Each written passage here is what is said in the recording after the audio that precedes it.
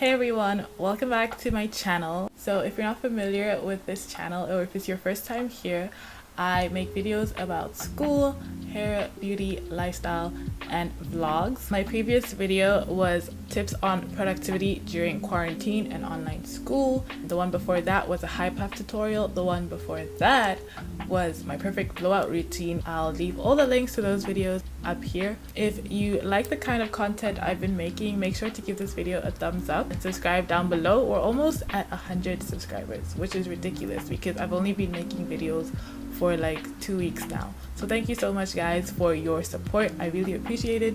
This is the second time I'm trying to film this. Wish me luck. Let's get into it. Not sure why, but in the selfie cam the hair is not showing to its full glory. You know, there's a little bit of shrinkage from the humidity. The blowout results were really good and I just want you guys to see if you want to check out the blow dryer or something like that.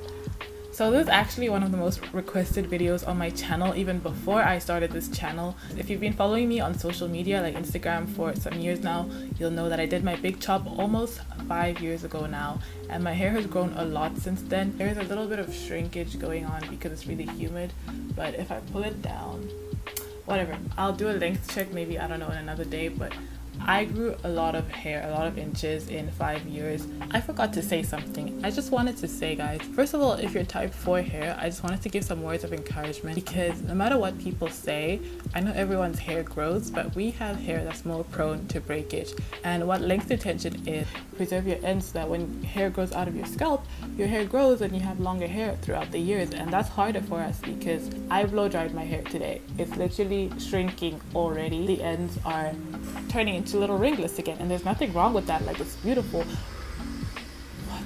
But it does make breakage so much more easier. If you're struggling with hair growth, I just strongly encourage you. It's gonna take more time than maybe someone with a looser hair texture than you, but it's gonna grow, so be patient because comparison is the thief of joy. It'll have you thinking there's something wrong with your hair when that's absolutely not the case. Take some of these tips and don't be afraid to wear your shrinkage out, guys. So I had a poll on my Instagram and I asked people, how many of you like wear your shrinkage out? And a lot of people said they don't wear their shrinkage out. Realizing and thinking in that moment that my hair naturally does this, it shrinks.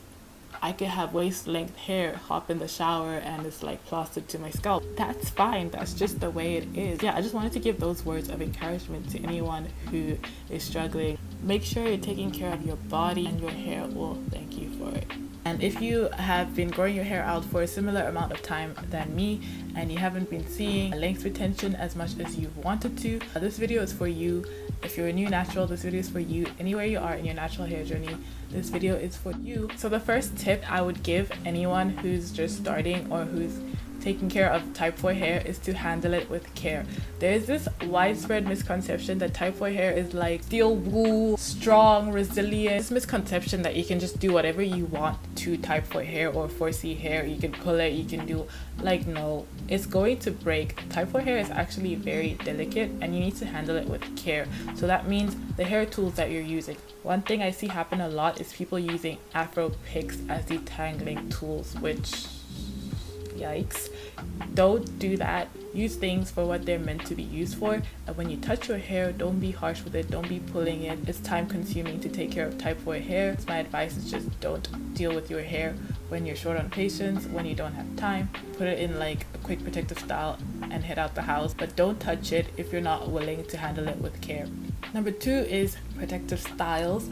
So I've been protective styling even before I went natural. I grew up on protective styles. It's just always been a thing in my family. I actually used to be so bald-headed. Using the term in the most literal sense, I used to be bald-headed when I was little. But still, you would see my mom doing like 5 little braids where she could find some hair on my scalp. Only thing I would say to be careful with protective styles, it could actually be the reason why your hair isn't growing if you're not doing them well. So before going natural, before I knew how to take care of my own hair, I used to do really tight protective styles, tight braids, tight cornrows. In every protective style you can think of, there's a bad way to do it and a good way to do it. So just making sure you're speaking to your stylist to tell them to take it easy on the tension and your scalp will thank you later. I keep mine in for, like, if it's box braids or something, single extensions and stuff, I keep mine in for a minimum of 1 month. Most people keep them in for a maximum of 1 month, but I've just never understood that. Like, I paid for these braids, the purpose is for my hair to grow, so until I see sufficient growth, I'm not gonna take them out, you know what I mean? Like, that just never really made sense to me. I keep them in for 1 month minimum, and I always see a lot of growth by the end of it. Another thing with protective styles is to make sure you're taking care of your scalp while you have them in. So one of the most pivotal moments in my hair growth journey was around 2 years natural. I had these box braids every 2 days, so twice every 2 days, about 3 times a week. I would spray my scalp every night and massage it with Jamaican black castor oil, and I experienced ridiculous growth. I kid you not. So think of your scalp like the soil. I've seen this analogy go around a lot. Think of your scalp like the soil and your hair like the plant. If your scalp is not a-okay, you're not gonna have good plant or good growth. Next thing I would say is to have a regimen. I personally, I'm not gonna lie, I'm kind of a lazy natural. The longer my hair grows, the more like chilled, laid back I've been with my hair.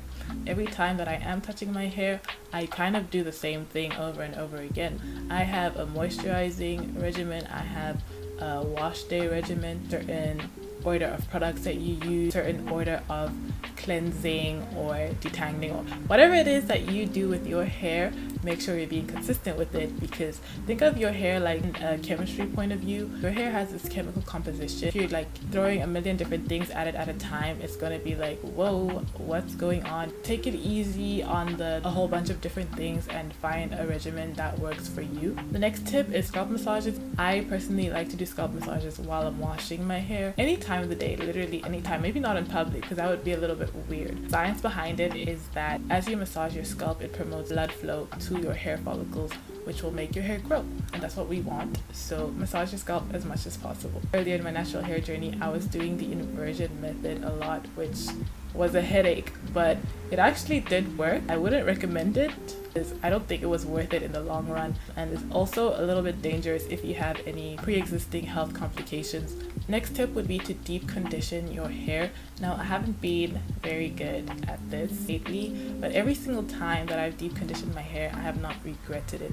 Luckily, there are different types of conditioners and hair masks on the market right now. I know Kantu has like a range of deep conditioners and hair masks. I recently just did their bentonite clay mask because I had done a slick bun and my hair was like covered in gel and it was icky and it was dry. Bentonite clay helps to strip your hair of any impurities, so that's the mask I did the last time I did a wash day, and I really did feel the difference in my hair. It was great. So make sure you're deep conditioning. It helps with your moisture, it helps restore anything that your hair might be lacking, and in turn promote your growth.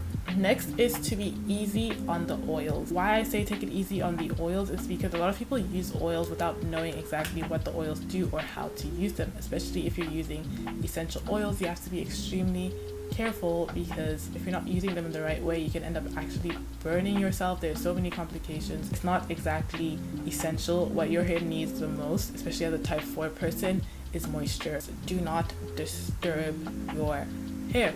I don't touch my hair that often. I think people get surprised because they're like, oh, what do you do to your hair? I leave it alone. That's the best thing you can do for your type 4 hair.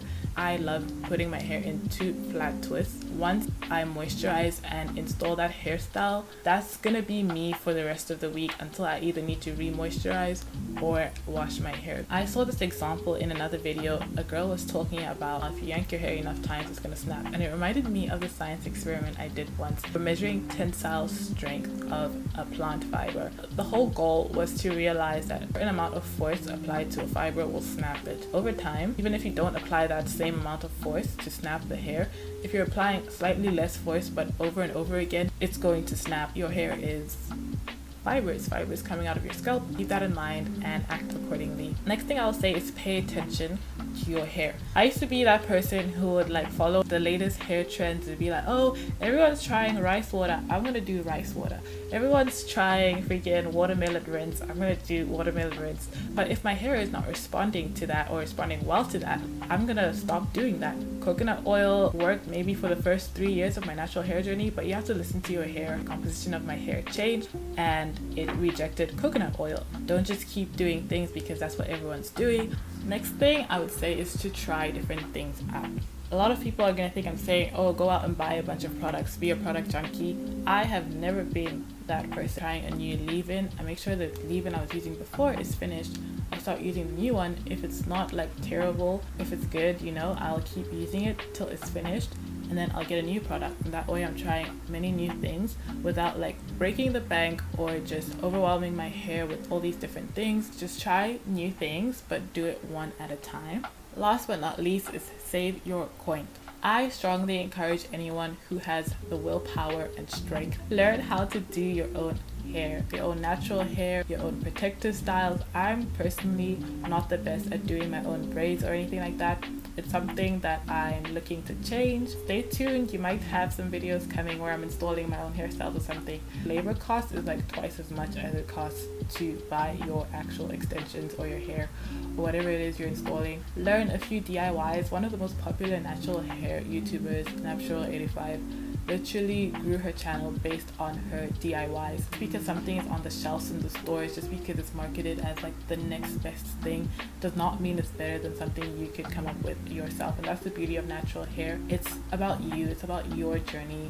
You can make things that work for you. You don't have to go out there, break the bank. I think that's been like crazy prominent in the natural hair movement is consumerism. I didn't buy into it. My hair is doing pretty okay. I really hope I did this video justice. It's the second time filming it, so the enthusiasm is probably like gone out the door, peaced out, and I hope that you guys found something helpful in this video. If you did find something helpful in this video, don't forget to give it a thumbs up. Thank you so much for the support so far. Thank you for watching this video. If you've watched so far, don't forget to give constructive feedback or just have a conversation down in the comment section. I'll see you guys in the next video.